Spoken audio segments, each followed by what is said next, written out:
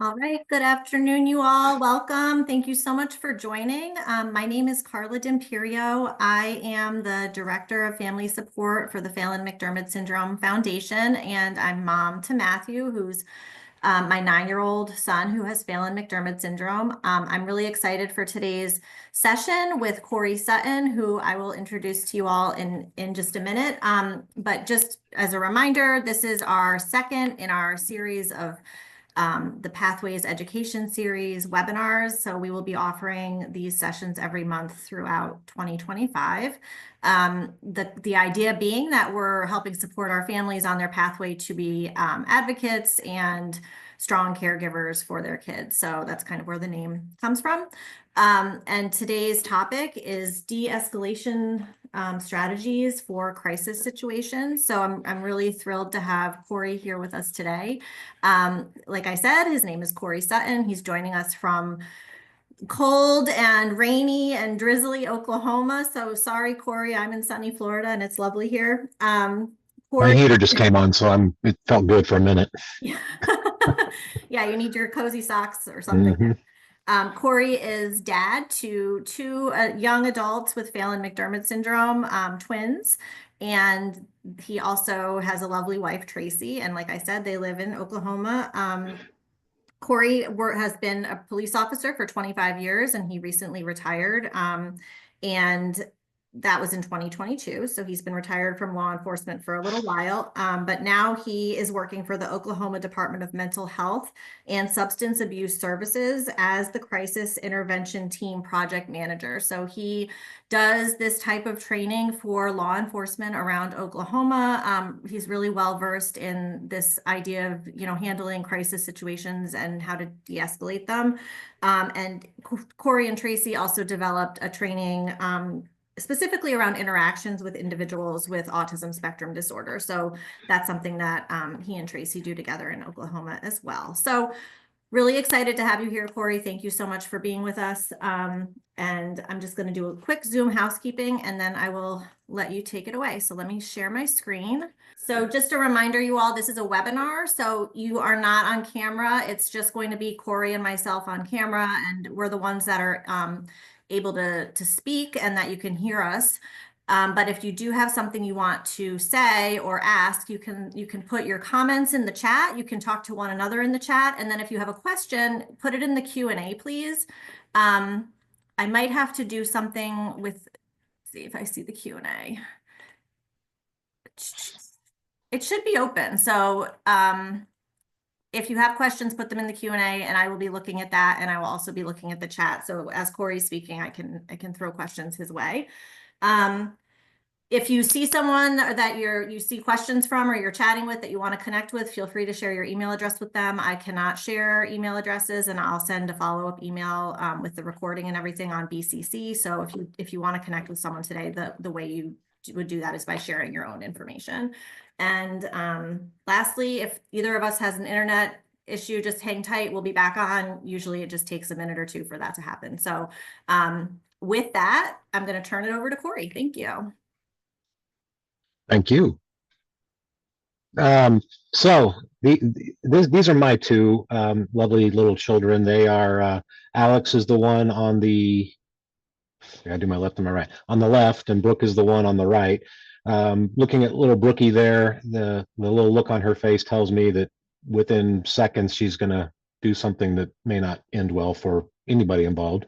They are 23 years old, and currently right now we are going through some chaotic times with the rage and violence is escalating dramatically. So the crisis stuff for me I should be taking care of it better. I'm going to tell you guys all right now is I'm not great at this. I'm really not. I do the best that I can, and it's really difficult sometimes. Understand that when it comes to dealing with our loved ones, it's hard for us to, I guess, separate, we need to help, we want to help, but sometimes it's just really challenging because we also love them and we have a really hard time getting what we need to make them feel better. I don't even understanding what they need to make them feel better. So we do the best that we can with these two and try to keep them happy and get everything that we can get done. And so far we're making it. We just never know what we're going to get. So, all right. Okay, so I'm going to start us out with our polling questions just to give Cory and myself an idea of who's on today. So give me a second here. They should pop up on your screen, and there's going to be 3 questions that you can answer. If you were on with me in January, you know the poll everywhere got a little tricky. It was a little clunky, so we're trying the Zoom polling today. So bear with me. I have not used it before. There should be now 3 questions up on your screen. And the first is a short answer. So where are you from? Just put, if you're in the US, what state you're in. And if you're in a different country, go ahead and write that country. How old is your loved one? You can just pick an answer. And then the last one's, what concerns do you have? Like any specific topics, concerns that you want to make sure that Cory addresses. So I'm going to give you guys a minute to do that. And then I'll end the poll, and it should share the results for everyone to see. So we've got Virginia, Georgia, North Carolina, Minnesota, New Orleans, Illinois, Rhode Island, France, Oklahoma, California, Wyoming, South Carolina. It looks like most of our folks have a child from 10 to 19, almost double the other age brackets. So that really is probably the age where you're starting to think about, you know, my child is getting bigger, and if crisis situations are escalating, I'm going to need some help with figuring that out and de-escalating. So that makes a lot of sense for this topic. Then we've got concerns about de-escalation strategies, calming agitation in public spaces. That's a big one. Unpredictable bursts of aggression, safe restraining, loud, uncontrolled in public or out in the community, being able to take her places and do normal things, helping her with the right meds, how to de-escalate when impulsivity takes over, and just having no idea what to do or how to handle it. So these are really great concerns. I think the only one we probably won't be getting much to today is the meds question, but I'm going to share in my follow-up email. I'll send out our pharmacologic guidelines, which maybe would be helpful for you with those. So, okay. I'm going to stop talking, Cory. It's back to you. All good. So one thing that I want to address before we go anywhere is the vast importance of us being able to take care of ourselves first. We are really, that is something that is crucial that we do, because if we don't take care of ourselves, we can't take care of our loved ones. I'll be perfectly honest, I was not great at this for the longest time. I'm getting much better about it now. But we have to take care of ourselves, or we are going to have a really hard time taking care of our loved ones. And again, it's hard for us to separate sometimes. As a police officer, honestly, it was easier for me to go to work and deal with other people's problems out in the world that I worked, as opposed to staying at home and trying to deal with my kiddos' problems, just because it was hard to separate as a parent from, you know, trying to fix everything and having a really tough time with that. So self-care is huge. Find something you can do to take care of yourself, get away from it for a little bit. I always encourage police officers to get a hobby, find a hobby, something they enjoy doing that just takes them away from the stress of the job.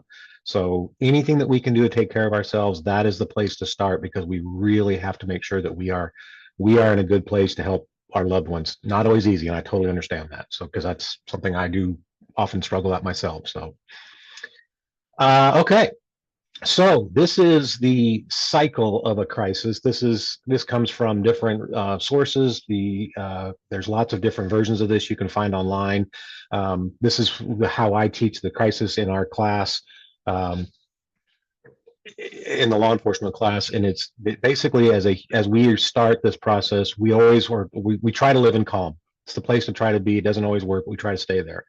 When it comes to the triggers, the unfortunate thing for the triggers is that sometimes we know what they are, sometimes we don't. And that's even also in and of ourselves. We don't know what our own triggers are. Sometimes things happen with us that may cause us to trigger that we weren't even aware was going to be an issue. Now, keeping this in mind, as you see this graph, it kind of looks like a roller coaster ride. The higher up we go in that roller coaster, or higher up an individual goes in that roller coaster, the less likely that, or sorry, the less rational thought takes place. So the higher they go, they're losing the ability to rationally think, they're losing the ability to consciously understand what's happening around them, and they're going to eventually roll up into the peak section, which is often, unfortunately, our violent area. So If at all possible, you would like to catch these individuals in either the agitation or the acceleration stage to try to limit or avoid the peak if it's all possible. Um, during these stages, as we're going up in the agitation, we're starting to lose a sense of control. The individual starts to lose a sense of control. Everyone likes to have some self-control. Everyone likes to feel like they have some control over what's going on around them.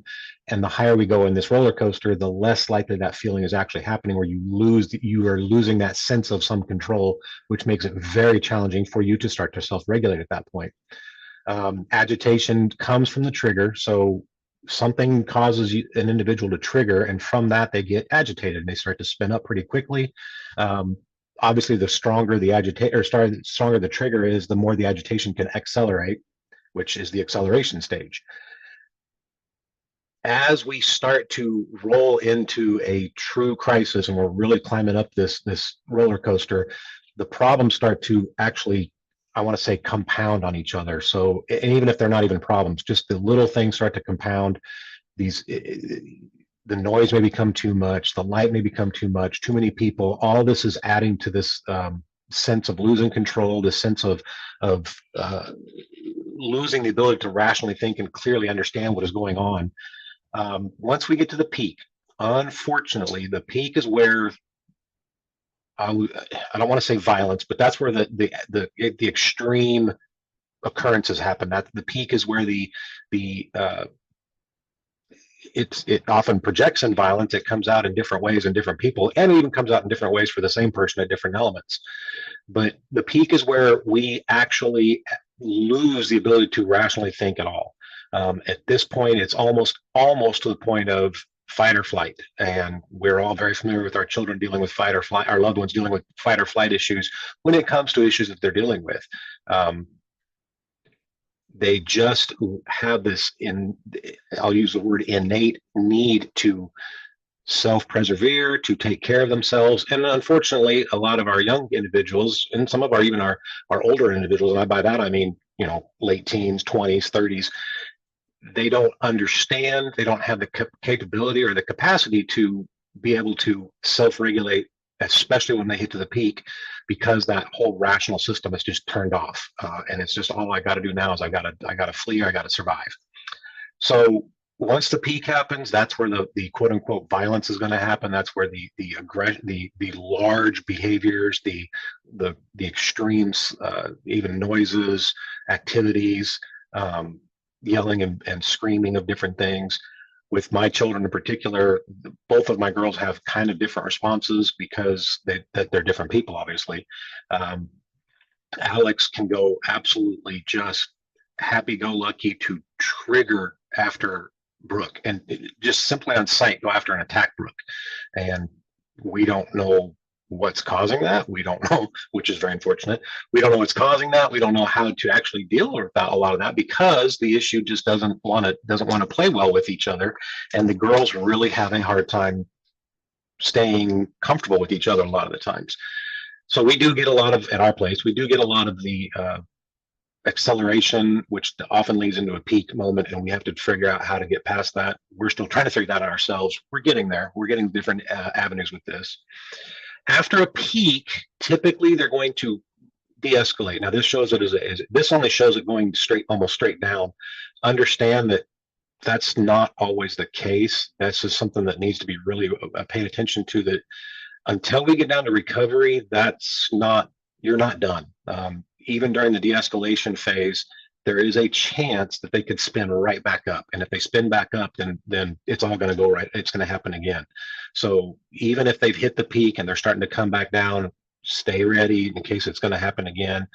This is when, during de-escalation, is when we really want to try to help them stay calm, offer drinks, offer food, try to get them to just come back to a safer place until they get down to the full recovery, which is where they're actually now able to fully not understand, but comprehend what happened, maybe what happened, and then we can try to come up with plans for the next time, or ask if we can get some kind of results from them as far as what we can do better for them. So, all right, that's the crisis cycle in a nutshell. That's a quick rundown of that.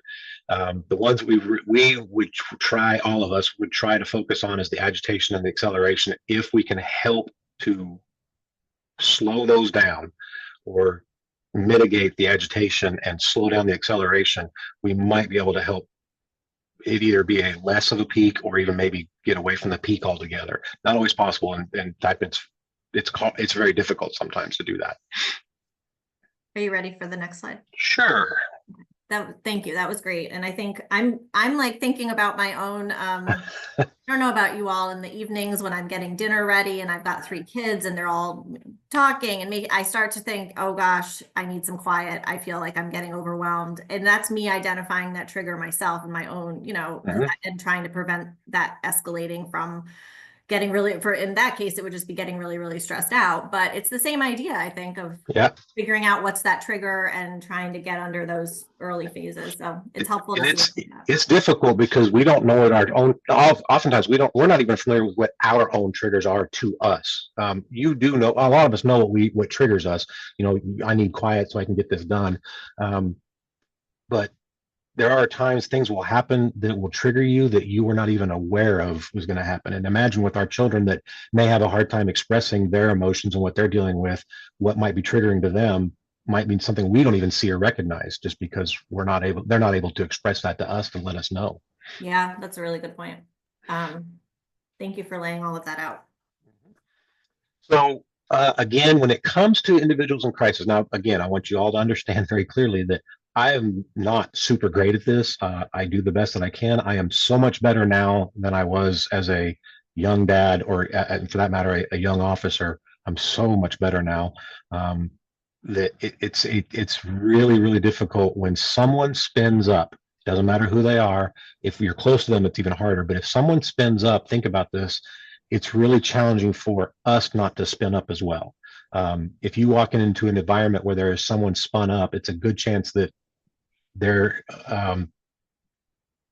a good chance that you're going to spin up there with them. So for us, what we need to do is to try to de-escalate this as quickly as possible, is we should try our best to try to maintain some control of ourselves. Again, trust me, I'm not super great at all this. I just want you to know that this is what we're supposed to do. Take a couple of really good deep breaths before you engage.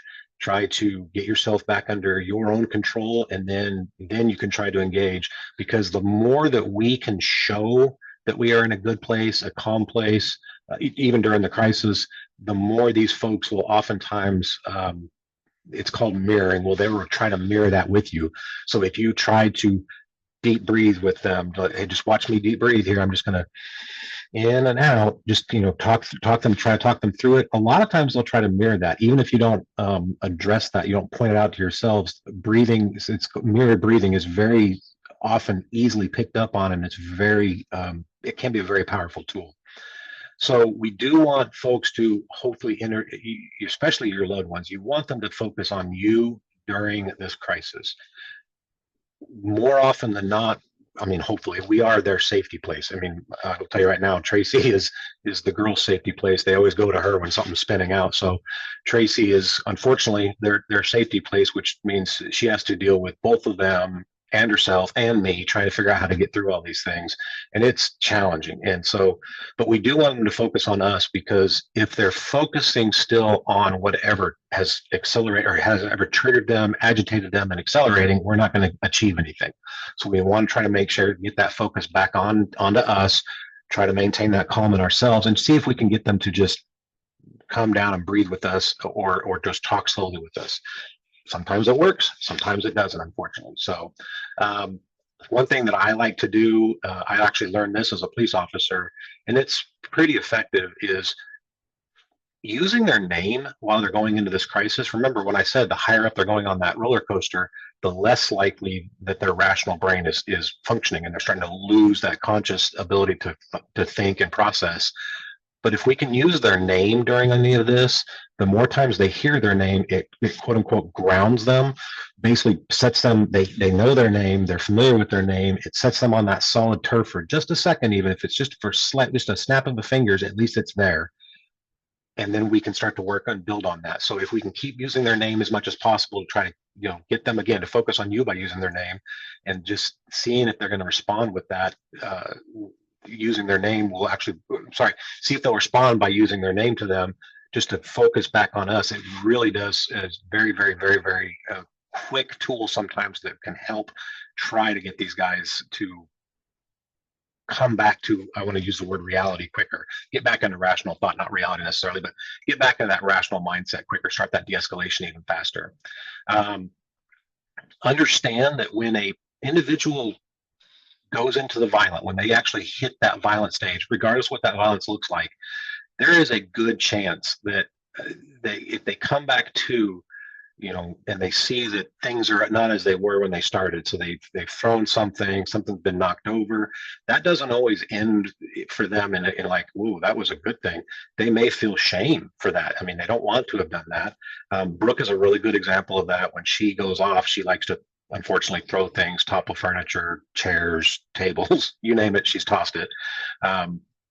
But then when she kind of regains a little bit of control, oftentimes she'll either set it back up or she'll tell us she's sorry. But during the crisis part, during the peak part of that crisis, she's not there to understand that she's sorry for that activity, unfortunately. And I can hear her yelling right now downstairs. So yeah, she understands when she comes back around that I probably should not have done that, but she's not able to stop herself from doing that in the process because that rational thought process is really gone. Something they really stress in the trainings that we do is the debriefing part of this. This is the quote unquote problem solving area. We may not be able to solve the problems. We may not be able to actually get the problem that they are having issues with solved today. But if we can get them to explain to us and again, sometimes the girls are not really capable of giving us these answers. We try sometimes to get those.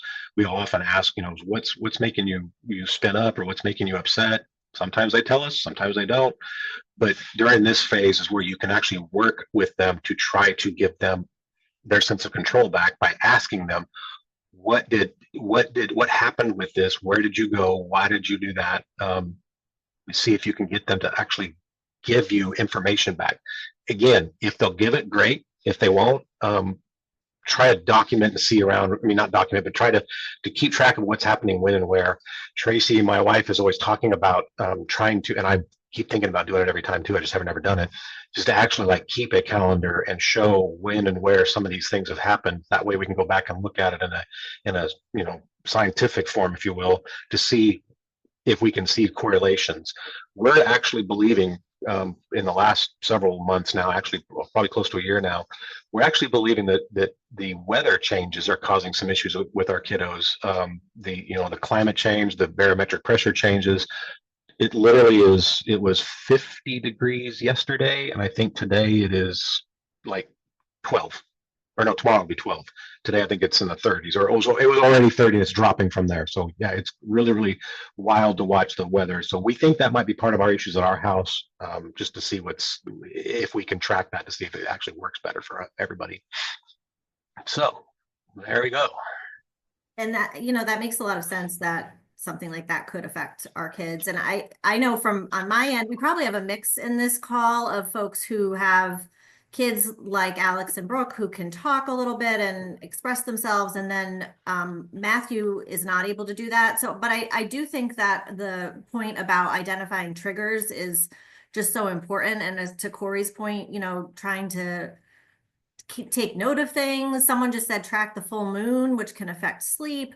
Right. And try and pay attention to things that are happening. We have a ton of pollen right now, and I know that's affecting his eyes and that's anything like that. So I think your child does not have to be verbal for you to still be able to pick up on those clues and understand. And even my 12-year-old, he follows this crisis. This is my non-Phelan-McDermid son. I can see him following the same exact graph when he gets upset and escalates, and he can't tell me always what the trigger was, and he's perfectly capable of expressing himself. So I think the journal, like writing things down and keeping note, is a really good idea.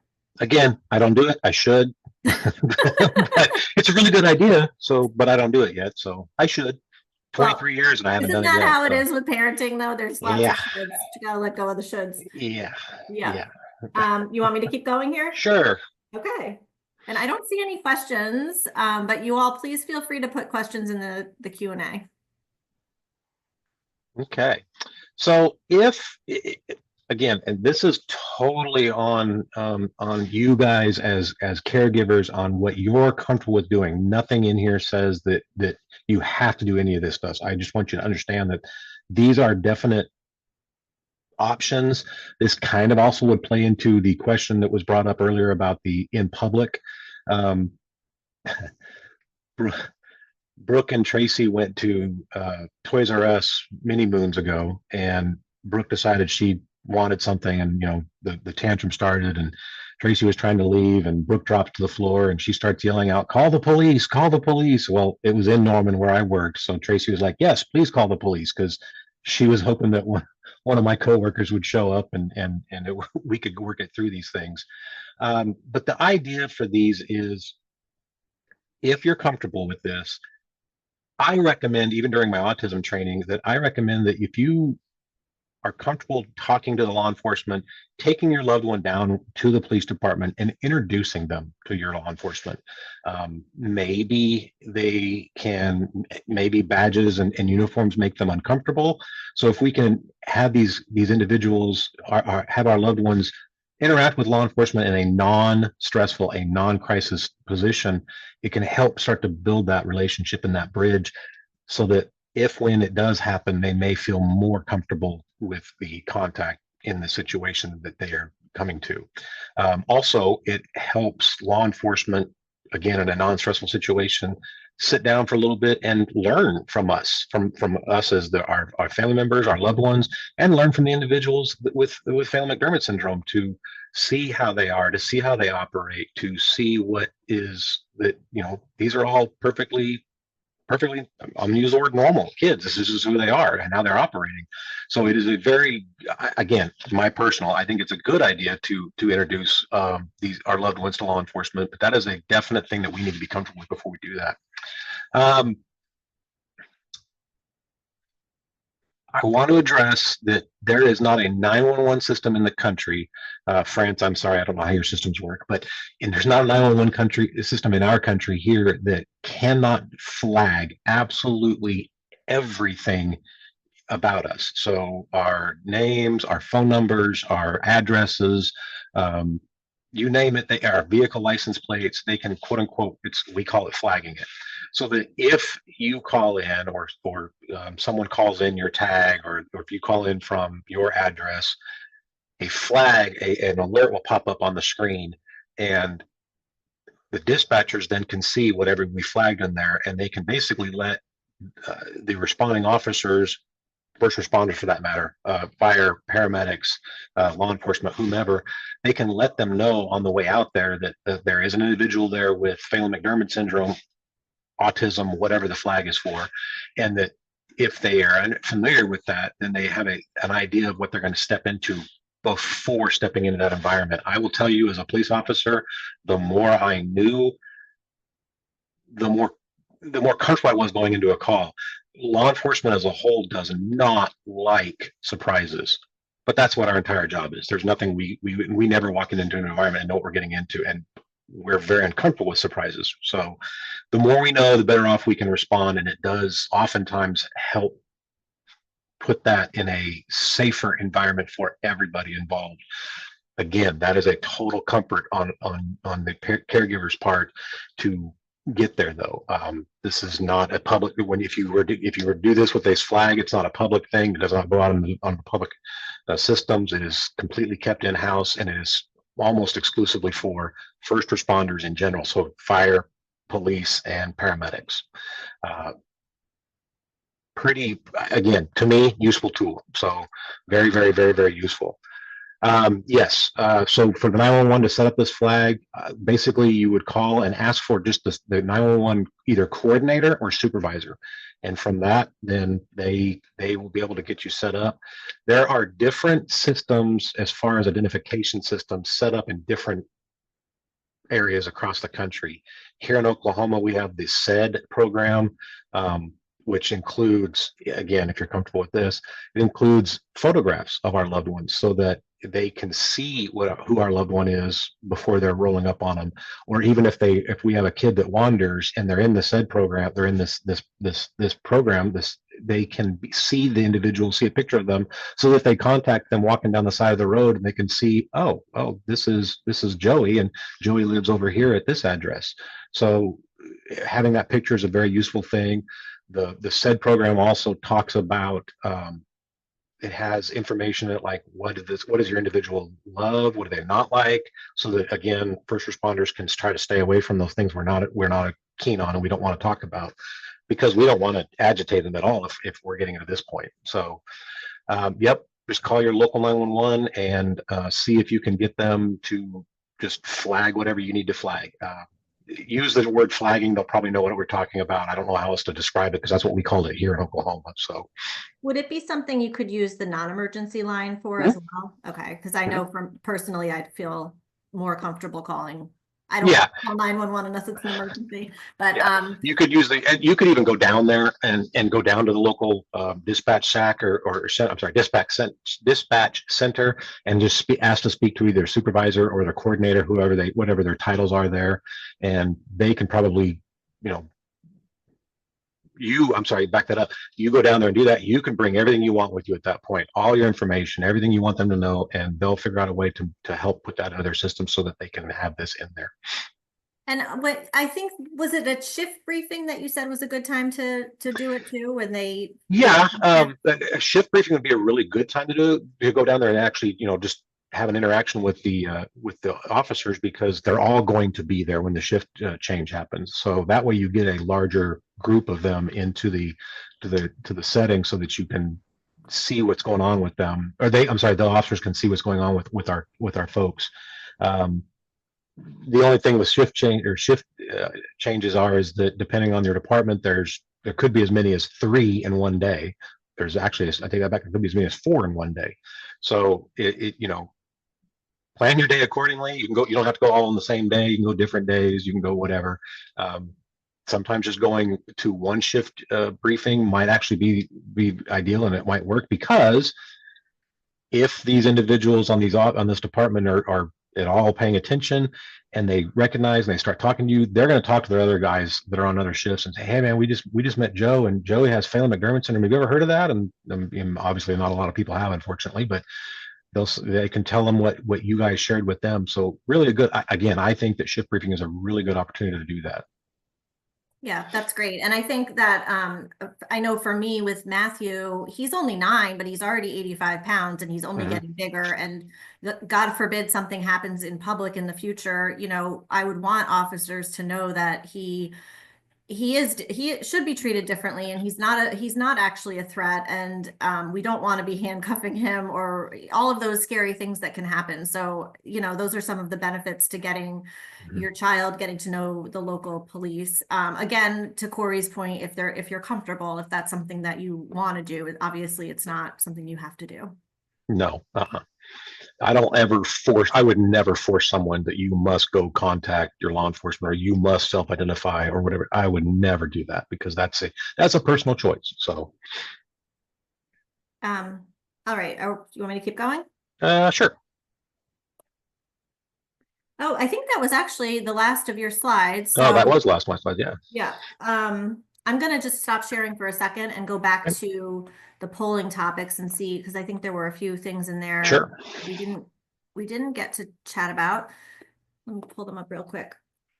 One of them I Um, remember was in public. yeah, that was a couple Specific. people. Yeah, but there was specifically in public. Um, I'm going to use my own personal experience with this with our girls. This distraction is a really good option if it works. It used to work really well, especially for Alex when she would start to cycle up, because she often cycles up about trying or wanting something, and when she wants it, she's not going to let it go. It's you have to have it, you have to have it, you have to have it.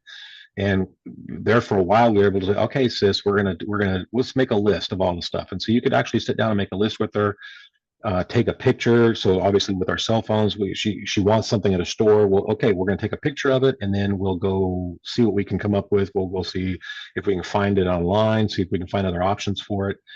That used to work really well, and then it stopped working. So it's it distraction is a very good, oftentimes a good way to help try to de-escalate out in the public. Unfortunately, with the being out in public, there's so many elements that we cannot control. We can't control the light that's in a store. We can't control the sound in a store. We can't control a restaurant. We can't control the number of people that are around us. The more no, that's really unfortunate. But distractions hopefully will help keep our loved ones more focused back with us and not around what's going on around them. Um, Nothing wrong with headphones, nothing wrong with tablets, nothing wrong with uh, baby dolls. I mean, I'm thinking of all the different things I've seen out there, and there's nothing wrong with any of that. If we can keep them focused on their own, their own well-being and their safety, then we should help try to eliminate, not always, eliminate those outbursts out in public. We can't with our girls. I mean, we struggle with the outbursts. We do the best that we can. We've had times where at restaurants, one of us will sit. Unfortunately, we don't get to do this much anymore, all as a group, but we try. But back in the day, I remember, all four of us were at dinner. This happened numerous times at a dinner somewhere. One of the girls would spin up, and one of us would have to take that one out into the car while the other one sat in the restaurant, finished dinner with the one that was handling it well. And that's it's what we had to do, unfortunately. So I'm not saying don't go out in public. I'm not saying that at all. It's just, what are you comfortable with handling? What are you comfortable with dealing with? Nothing wrong with if your loved one is spinning up and they're starting to get loud, they're starting to get more physical or more active, and people are starting to stare. You've all dealt with this. I know you have. Every one of us has. There's nothing wrong with just saying out loud, hey, he's having a moment. Just give us a little bit of time, and we'll get going again. You might get people asking you questions. We've had some come up to us and ask us, is there anything we can help with? Sometimes there is, sometimes there isn't. There's nothing wrong with taking help if someone offers. I know that in 2020, I think it was the 2020 trip, we got to go to Disney World with the girls, obviously, and it was either Disney World or a cruise we went on. I can't remember which one it was. It might have been the cruise. But on the airplane trip to go down there, I was sitting with Alex on one side of the plane. Tracy and Brooke were sitting like one row behind, but on the other side of the plane. And Brooke was not having it. She was not having a good time. She was in this. We were at the gate getting ready to back out, and she was not having a good time. She was very upset. She was very loud. And of course, being loud on an airplane is not pleasant for anybody. And looking around, I noticed that there was lots of people turning and looking and kind of giving the scowl face. And Tracy was doing everything she could to maintain Brooke. Brooke started kicking the chair that was in front of her. And fortunately, that was probably the only empty seat in the entire airplane, was the one that Brooke was kicking. So that didn't bother anybody because it was an empty seat. But when we landed in Orlando, once people realized where we were going, what we were doing, I cannot tell you how many people stopped on the way out and were like, hey guys, have fun in Disney World or Disney on the cruise or whatever, whichever trip we were going on. So that was a completely change in that environment, just them understanding that we're doing the best that we can. It's not pleasant. I am sorry that we're dealing with this. I'm sorry that that you guys are having to experience this as well. Give us a little bit of peace and we'll try to get past you guys. So you guys do the best that you can by taking your loved ones out. I think it's great. It's awesome. There's nothing wrong with them being out in public. Nothing wrong with that. You know what? They have every right to be out there just as anybody else. And if they're causing chaos, it happens. So not that big of a deal. If the police get called, again, just talk to the police when they get there. Let them know what's happening, what's going on. Let them know that, this is what might help if you have this. Can you do this? Most officers will do everything they can to help you resolve the situation before they go to the mean cop thing. So just ask for the assistance that you think you need and see what you can get out of that. I think people can be nervous about calling the police and worry about, does that mean they're going to take my child away or arrest them? Absolutely, yeah. Can you speak to that a little bit about those Yeah, sorts of fears? um, absolutely. And I totally, and again, I understand and I get that concept. Um, I mean, not likely to happen that they're going to take them away. Not necessarily likely to happen. They're going to get arrested. Could it happen? Absolutely. Um, Most officers, especially in today's environment, are more aware of, I'm going to use the word special needs or different needs. How about different needs? Are more aware of different needs because they are getting more and more training on these individuals that are out there. And this is everything across the board. There's all kinds of different needs out there. So we're getting more training, we're getting more understanding. Not all of them, and not every officer believes in all this stuff. Please understand that. And then that's true of any group of individuals. They don't all believe in the same thing.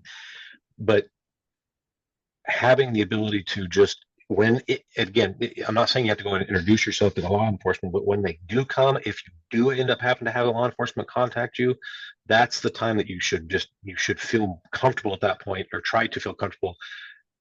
I'm going to use the word educating, just talking to them and telling them what you're dealing with, telling them what's going on.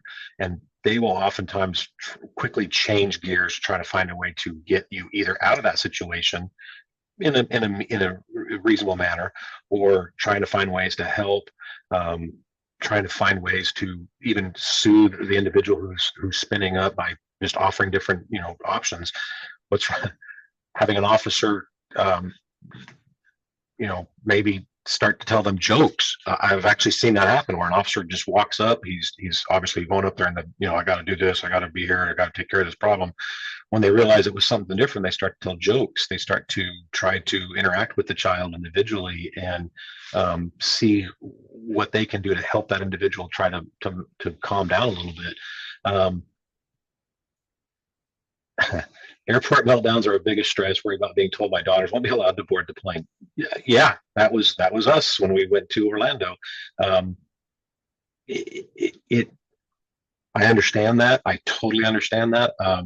And it's very challenging for us as loved ones to get over the fact that our child might be causing such a problem that they won't be allowed on the plane. In the back of your head somewhere that if we do get on the plane and they do start to spin up, very well that you're going to get looks, you're going to get stared at, you're going to get people talking, bad about stuff. It happens. My key to that, of what I try to tell people, is educate, educate, educate, and that's just simply talking about it, letting them know what you're dealing with, letting them know what's going on. There's nothing I'm trying to think. I don't know. Pretty sure this is like across the country now. They have is it the Sunflower program? I think through the airports.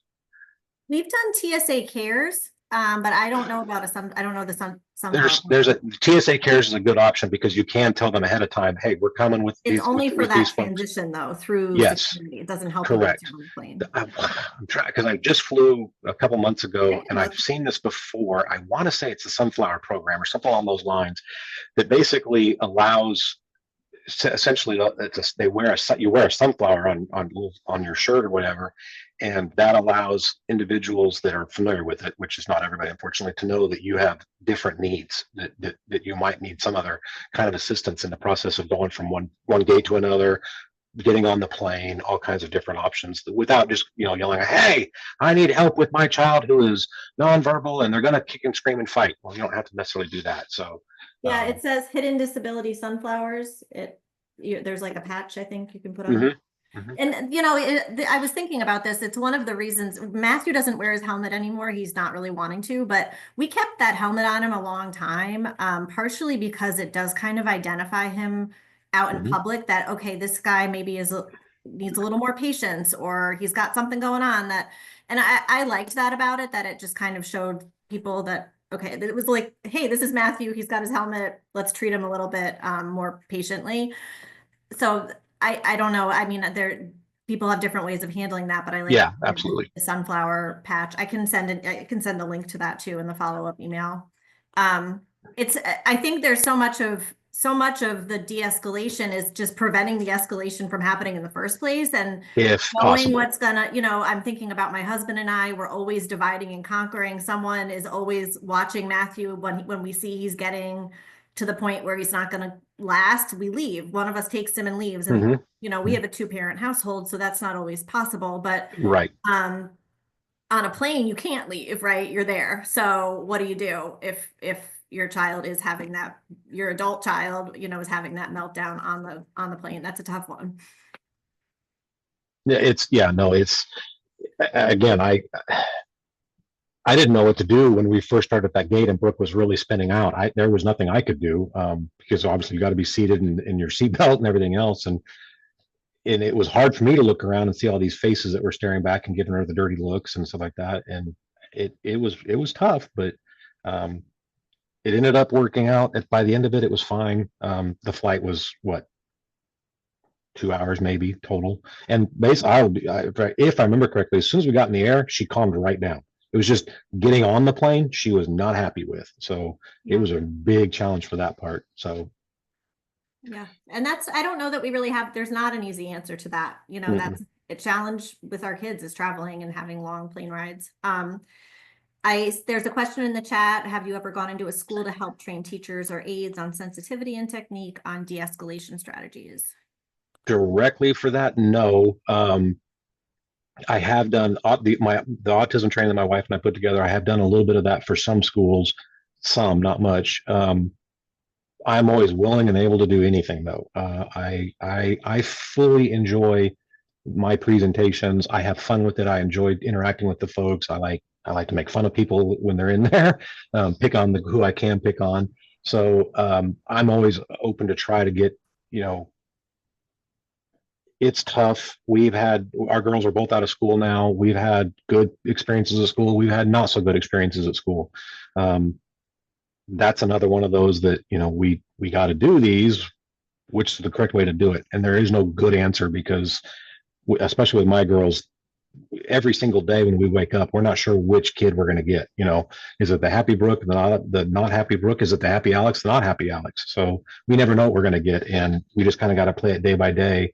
Um, and we know that back when we went to school, we know we're going to school, so let's just figure out what we can get here.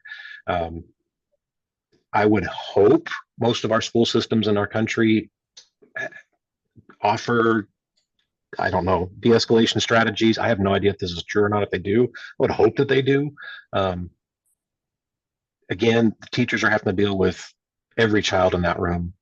We are just dealing with our loved ones usually, so it makes it a little bit easier for us to try to de-escalate quicker. But I fully believe the schools need to have something along those lines as well. Just to it may be not capable or possible because of the size of what they're dealing with in the school districts. Yeah, absolutely. And I think that it varies so much too, based on who the teacher is and what school, school to school, they might not be implementing things as much as others. Mhm. Um, I know where my son is, his classroom, they do definitely have a background in these types of strategies and try to prevent situations from happening in the first place. But it's going to vary so much. Yeah, and it's tough because it's one of the things, we got to go to school. So what do we do? So Right. yeah. We've got a question or one of the concerns that was brought up at the beginning is around safe restraining. Is that something you can speak to at all? By safe restraining, if you mean lay hands on, I will say this: whatever works. This is a trick that I have learned with my girls. Brooke's not a big fan of it. Alex usually is.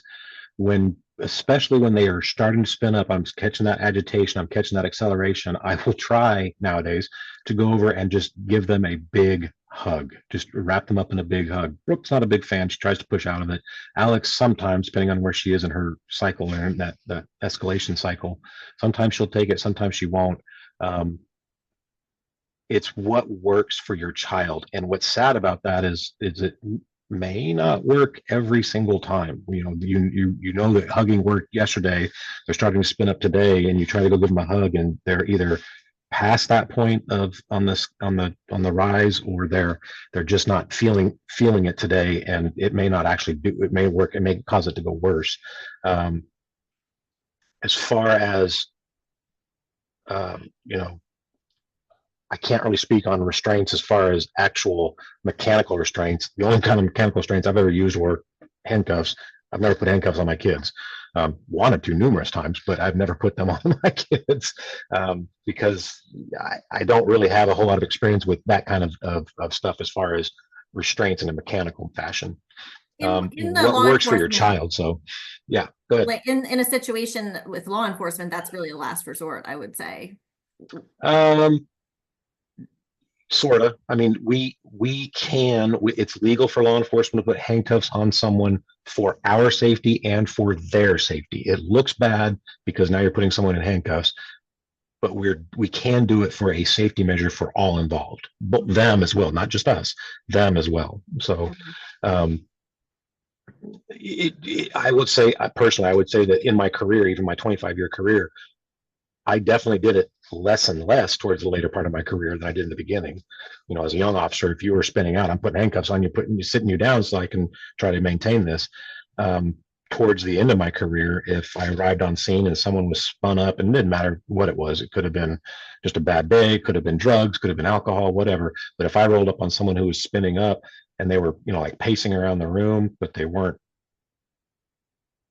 in a danger to themselves or a danger to me at that point, I could let them pace. I was comfortable at that point letting them pace just so that they can get that energy out instead of me putting handcuffs on them, putting them, you know, sitting them on the ground, because if I do that, there's no way to get the energy out.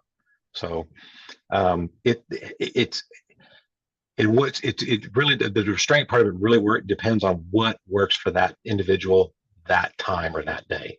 Um, have a plan as far as what you have tried in the past. Try it this time. If it works, great. Have a backup, if nothing else, just to see where it goes.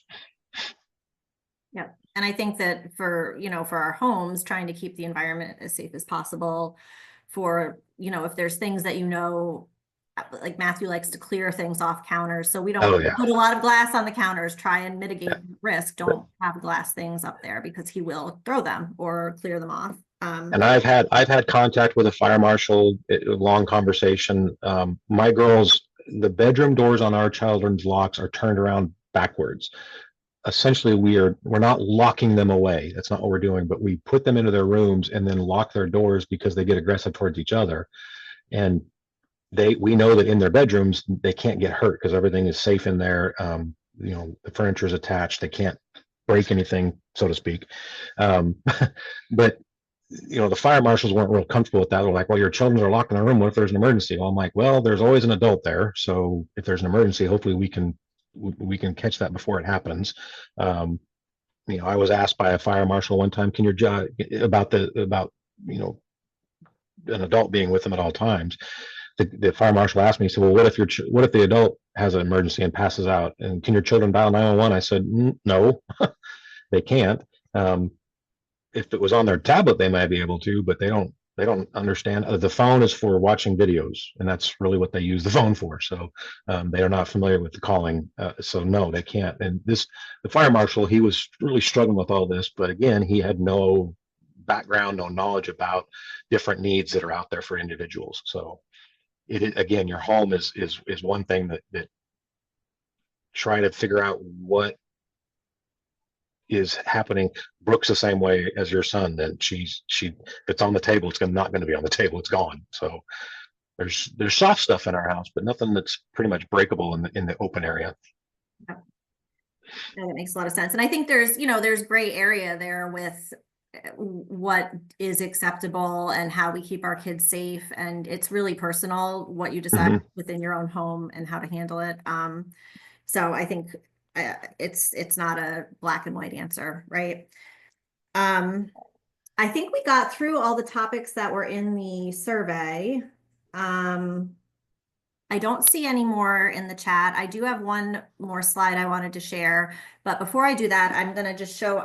So if you were on our Zoom in January, we talked about these cards. So I did put the cards in the mail for the folks who signed up for that, but these are our new About Phelan-McDermid Syndrome cards. And the idea of these is going to be what Cory was talking about when you're in a situation where maybe you need to explain what's happening with your child, you can hand the person the card and they can scan the QR code, and it's going to take them to a landing page on our website with a lot of information. So if your child's having like a crisis or is really upset, you're not going to be able to explain it, right? So you can just give them the card. And we're getting feedback from some folks who are piloting the cards, and then we are going to have like a PDF version on the website that you can download and print them.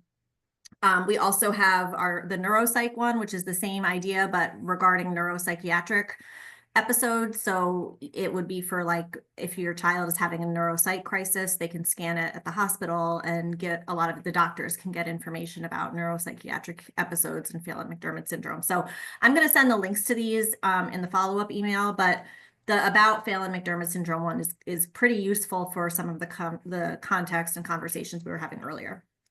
Those would be very useful for flying, just Yeah, because give exactly. those either to the pilots, give the flight attendants. Those will be phenomenal for flying. And even bring a few to hand if you're getting the stink eye from someone, hand Yeah. them the card. I can imagine that it's gonna like I saw Sue's comment in the chat that TSA Cares was no Mhm. help for her. We've had Mhm. great experience. So some of it has to do with that person that you get, unfortunately. And the same would be true with pilots. Like there might be pilots who are willing to make a little announcement and say, we have an individual on the flight today that might Mhm. need a little patience. Mhm. Just bear with the family. They're doing their best, something like that. So you never know, but that's the hope with the cards, is that they help Absolutely. breaching some of these conversations. Um, all right, let me just share this one slide I have. And again, this is, if you have questions, throw them in there because we're almost at our time here.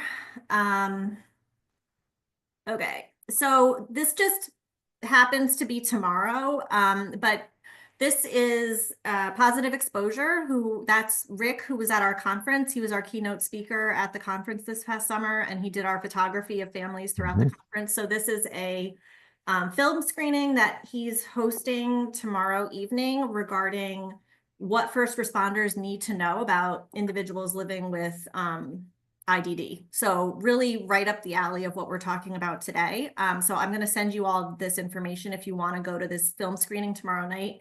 I think it should be pretty interesting. It's at 7 o'clock, and these are, if you know our CEO, Ronnie Blumenthal, she sends me resources and things she gets from external organizations all the time. And it's amazing how often they're just like slam dunks for what our families need. So she just sent this to me. So hopefully some of you are able to attend that. I think it should be pretty good. And like I said, I'll send the link in my follow-up email. I'll send you everything that we talked about today. And I think that's the end of our slides. So I don't know if anyone else has any quick questions or anything else, but I think we're about there. My clock just struck 1. Do you hear that? I see. Mhm. Okay, the cards versus the download. I will send information about that in my follow-up email. I see a question in there about that. Thank you so much, Cory. I think your Absolutely. expertise is just incredible, both professionally and, as a father of twins with Phelan-McDermid syndrome. I've had the pleasure of meeting all the Suttons, and they're just a wonderful family. So I'm really happy to have spent the time with you. Thank you. Appreciate it. All right, you all. Thanks so much. Have a great one. Bye, guys.